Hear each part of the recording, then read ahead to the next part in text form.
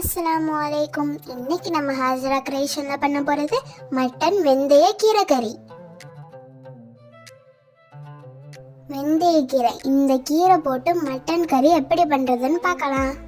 Mutton போனோடையோ phone இல்லாமையோ எடுத்துக்கலாம். நான் 1/2 kg போன்லெஸ்ஸா உள்ள மட்டன் எடுத்திருக்கேன். கொஞ்சம் கொழுப்பும் எடுத்திருக்கேன். ஒரு பேன்ல கடலை எண்ணெய் 3 டேபிள்ஸ்பூன் அளவு சேர்த்துக்கலாம். நார்மல் எண்ணெயிலையும் பண்ணலாம். வெந்தய கீரையை சேர்த்து நல்லா வதக்கிக்கலாம். இப்படி வதக்குறதுனால கிரேவில அதிகமா கசப்பு தன்மை வராது. நல்லா வதங்கினத்தோட கீரையை மட்டும் தனியா எடுத்துக்கலாம்.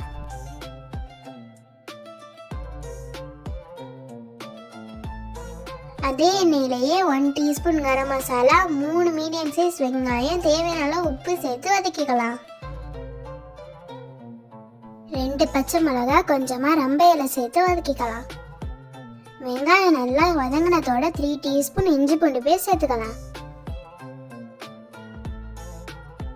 கைப்பொடி மல்லி புதினா சேர்த்து நல்லா வதக்கிக்கோங்க. 3 தக்காளியை கட் பண்ணி சேர்த்து 5 நிமிஷம் மூடி போட்டு தக்காளியை கனியை வேக விட்டுக்கலாம்.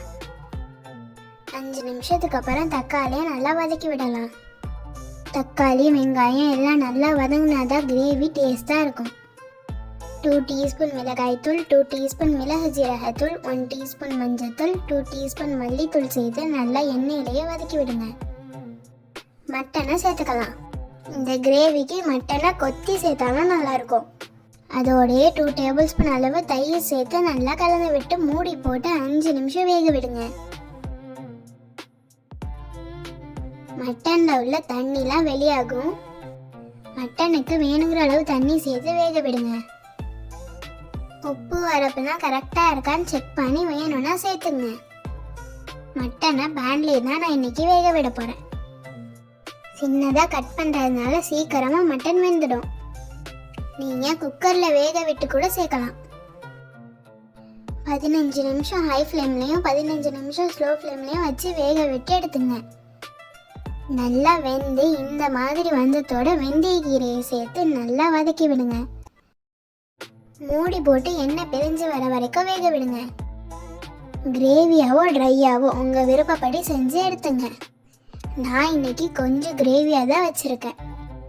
அவ்வளோதான், சுவையான மட்டன் வெந்தய கீரை கறி ரெடி. இதே மாதிரி ப்ரான்லேயே பண்ணால் செம்ம டேஸ்ட்டாக இருக்கும். நீங்களும் ட்ரை பண்ணி பார்த்துட்டு மறக்காமல் எப்படி இருந்துச்சுன்னு கமெண்ட்டில் சொல்லுங்கள். உங்களுக்கு இந்த வீடியோ பிடிச்சிருந்துச்சுன்னா மறக்காமல் நம்ம சேனலை லைக் பண்ணுங்கள், ஷேர் பண்ணுங்கள், சப்ஸ்கிரைப் பண்ணுங்கள்.